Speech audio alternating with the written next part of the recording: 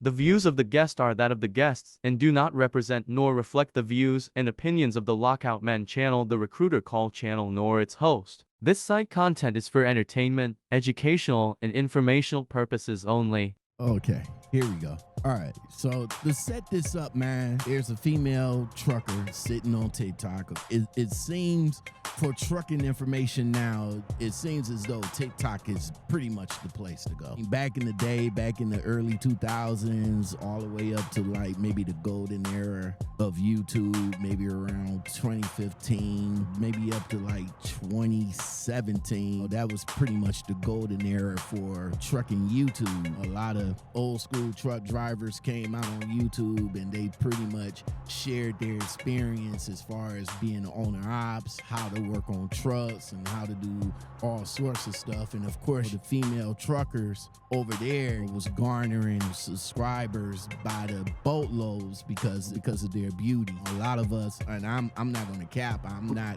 Now, don't say beauty. Don't say beauty. Don't say beauty because because they're booty. Because they're booty, not the beauty. It's that too. It's that too. Because of the booty. It's because that some too. of them wasn't looking all that. Some of them not looking all that hot, but they threw that booty out there, and everybody wanted to follow the booty. Hey, it's not just the booty, it's the breast too. If you got a female that's sitting up in her truck with a crop top on, and the camera also purposely focused on her chest, it's that too. And I agree, a lot of them it's not all that hot. There's a couple of them, but shout out to them anyway. But they garner a lot of subscribers only for that. But it seems as though a lot of people, including the female truckers, they pretty much ran from YouTube over here to TikTok because they can get a little bit more exposure, which they have. The majority TikTok pay more money? Well, I don't even know if it's about the money, bro. Now, a lot of people say that TikTok don't even pay all like that, especially if you're not a big creator, but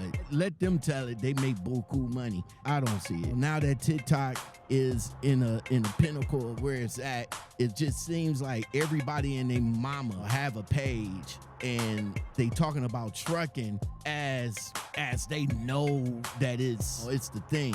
You got people jumping on here talking about, well, get into trucking, you can do this and all like that, and a lot of misinformations and misconceptions. But I ain't trying to hear shit from anybody that's been in the trucking industry. They got in late 2019, early 2020, and they called themselves an expert. I ain't trying to hear shit they saying. Right. So what's your thoughts on this young lady right here, man?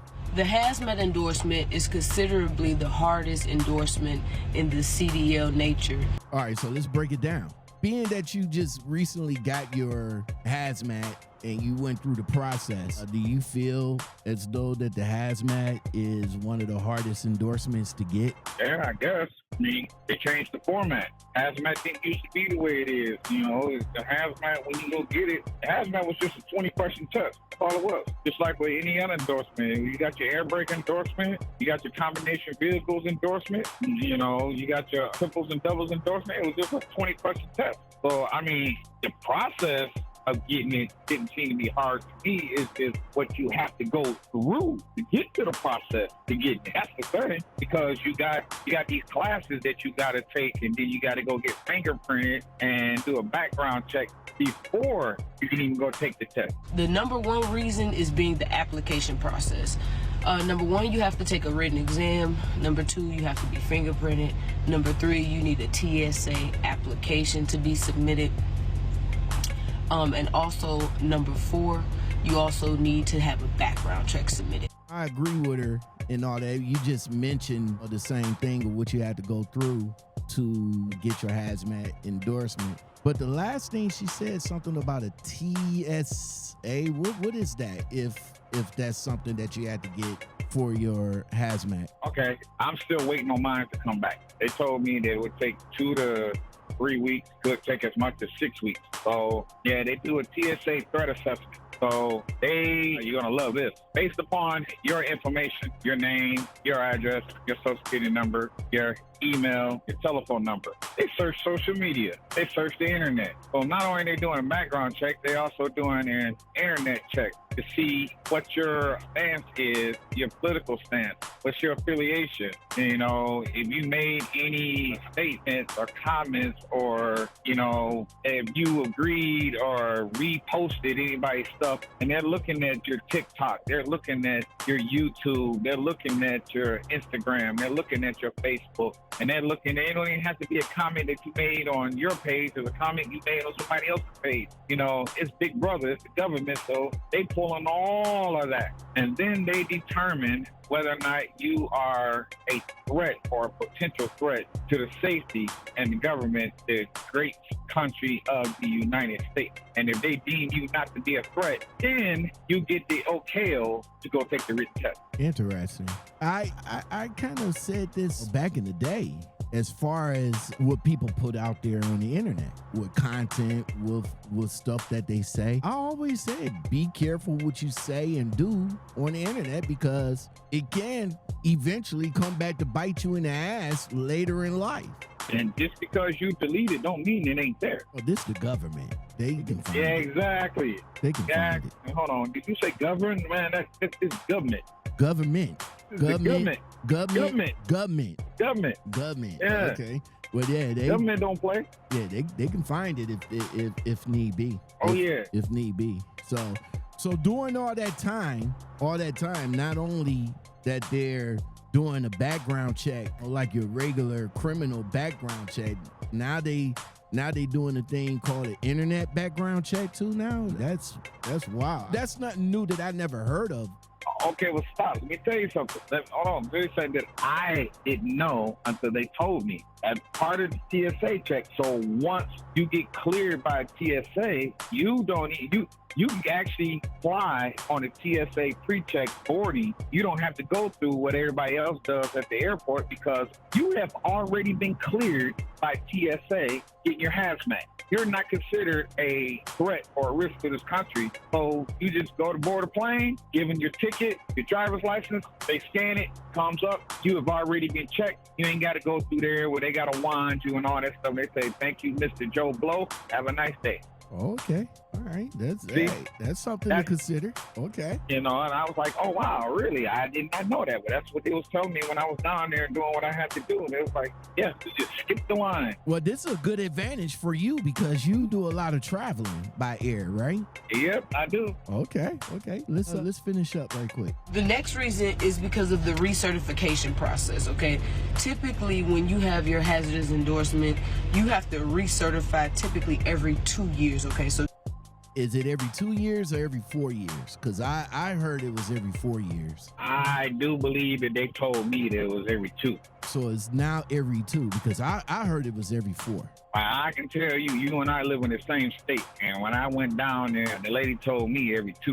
So being recertified, does that mean you had to go in after every 2 years and do the whole shebang all over again? I can't tell you, because this is my first time getting my hazmat since I let it go. When all this stuff first came into order or whatever, when my hazmat expired, I let it go. So off the top of my head, without having any information, recertification, I would suspect at the very minimal, you probably have to do the fingerprint background check again. That's probably all you have to do, is just go in there and get through the fingerprint and background check. Now, what if you have to do the test all over again? Because I could tell you, and this is only my opinion, and I'm not sure if anybody agree with me, but if some of these people was to go back and do any of the CDL tests, their pre-tests, when they had to go in there and do the 50 general knowledge, the air brakes and the combinations,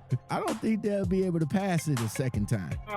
Maybe not right off the top of their head, but if they use their head for more than a hat rack, they might be able to pass, because they'll do a little bit of studying. I don't know.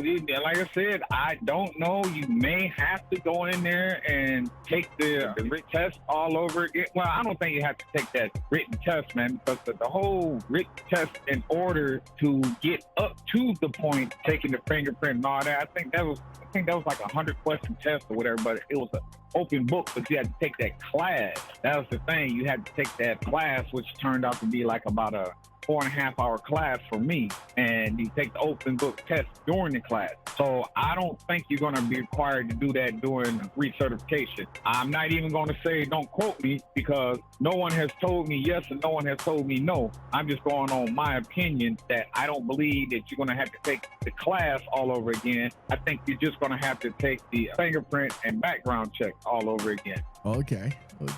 Now, if you was to have to take the class all over again, do you think you can do it again? Yeah, I just did it. So, yeah.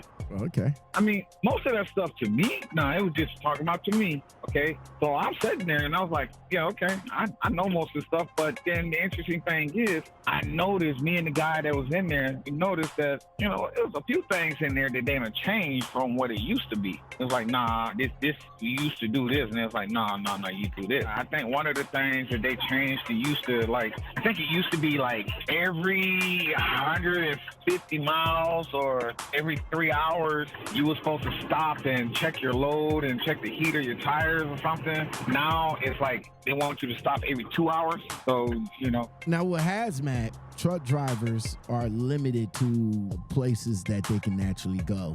And with also hazmat, you're literally not allowed to smoke in or around the truck, right? I don't think you smoke, but is that one of the criterias? I don't remember, honestly, if it specifically said that you couldn't smoke, but I know in general, there's a rule of thumb is, it's hazardous material, and you're carrying, most of that stuff is flammable or combustible, so you probably just don't want to do that. But I know, like, if you're hauling gasoline, you don't want to smoke, man. Right. You're hauling nitric acid, you don't want to smoke, Right. But as far as whether it actually said no smoking when hauling any hazardous material, I mean, that's not necessarily true, because you can haul battery acid, man, and it's back there, and you up here. Some hazardous material is hazardous, but it's not really a problem, because you got some of it's called like dangerous. It's not really a problem until it's mixed with something else. With the limited places that you guys can drive, what would be some of the biggest consequences? Because a lot of new drivers, they follow the GPS and they hauling hazardous materials through areas that they're not supposed to. What are some of the consequences that some of these truck drivers might face? That I don't even know. Suspension of your driver's license, possibly loss of your CDL. I mean, because there's just certain places, like for instance, most major cities, you won't be able to go through the middle of a major city if you're hauling hazmat. Most cities, you won't be able to go through the tunnels. You can't do residential areas, so,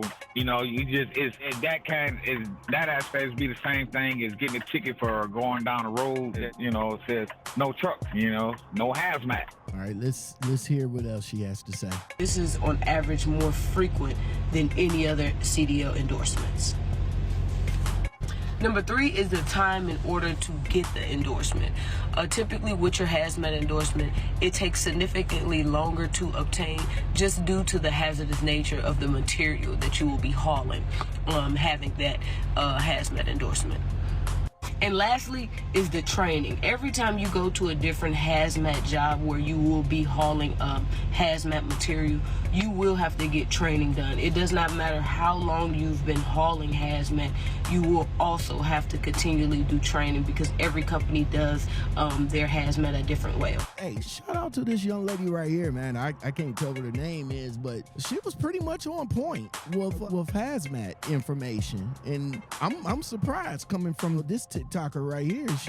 She was pretty much on point. So with each individual place that you do go that does hazmat hauling, your company just recently required you guys to get hazmat.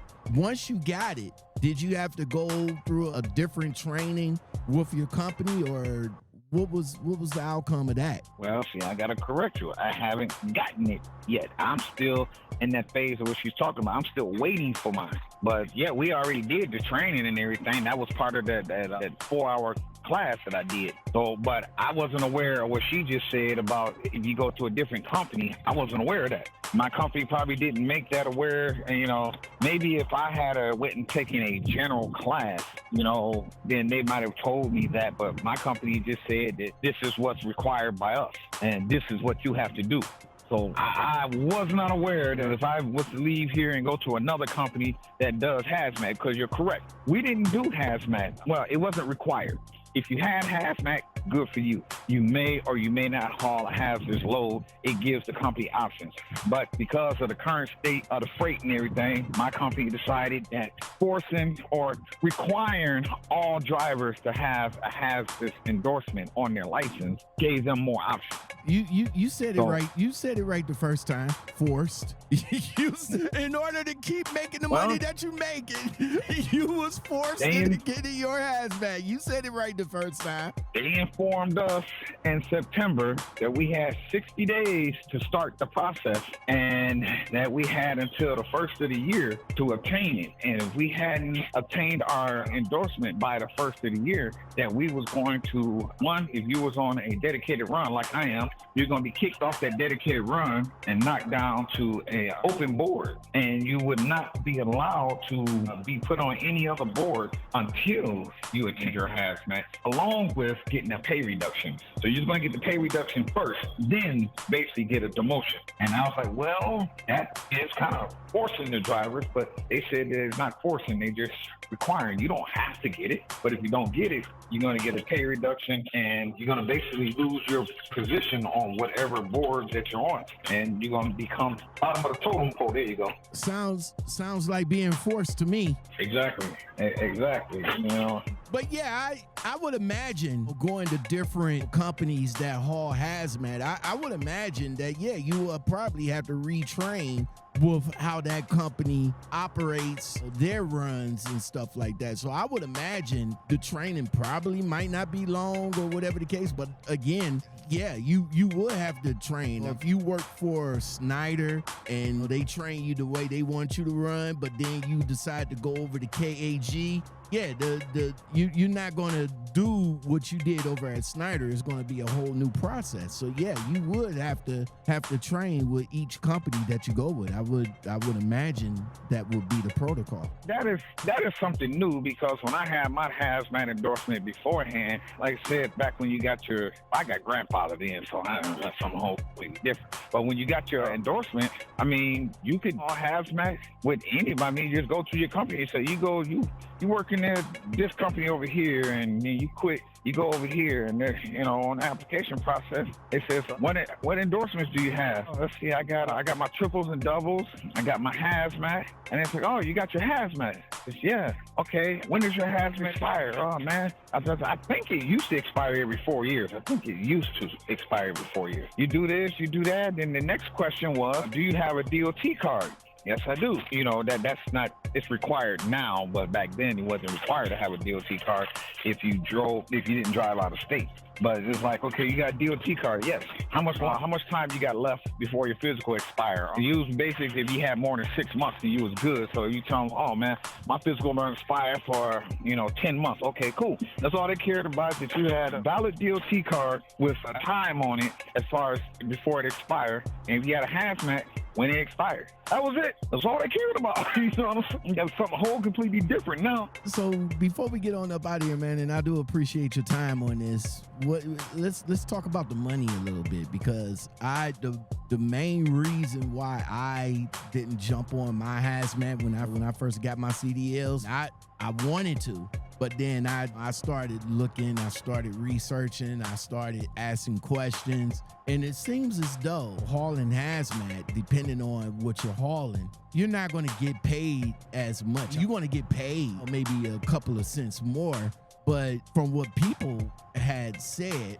and I take everything with a grain of salt, but what they have said is it's more work for less money. From what I remember when I used to haul hazmat, in general, driver didn't make anything less. If you made 32 cents a mile, you made 32 cents a mile, whether it was hazmat or it wasn't. Sometimes the company that you work for, they might give you an additional $25 or $50 for hauling that hazmat load, but you made 32 cents a mile, you made 32 cents a mile, whether it was hazmat or not, you made the same amount. That was that. So now I'm hearing, people saying, oh, well, you make more money doing hazmat. Okay, well, I might make a little bit more money because I get a percentage. So if they're getting more, I might get more, but I'm also on a guaranteed salary minimum. So if that hazmat doesn't exceed my minimum, I don't make more. I just make what my minimum is. I just make that right there. So if they're getting paid more, it doesn't affect me. I don't get paid more. So at that point, it's no benefit for me to get the hazmat other than the company is requiring me to get it, because if I don't, then I got to take a substantial pay cut. Right.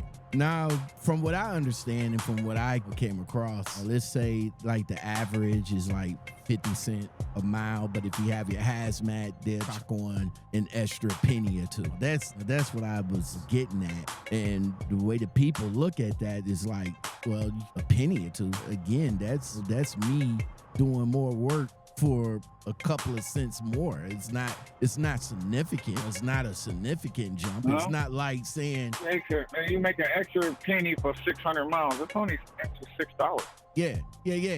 So it's not like you get a $5 jump in pay or a not $5. I'm sorry. It's not like you get a 5 cent jump in pay or a 10 cent jump in pay. I guess that's why some of the reasons a lot of people don't jump on their hazmat like they should, because realistically, let's look at that though, man. At a 5 cent jump in pay, if you're doing a 600-mile run at 5 cent jump in pay, you're only making what? Are you making $30? 600 miles?